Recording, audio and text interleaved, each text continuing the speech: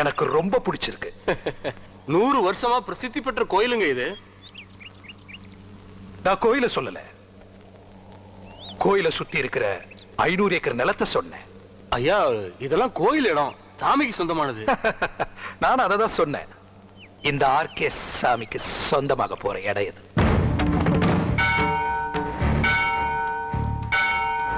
நீ கோயிலை இடிப்பியோ இடத்தை மாத்துவியோ எனக்கு தெரியாது.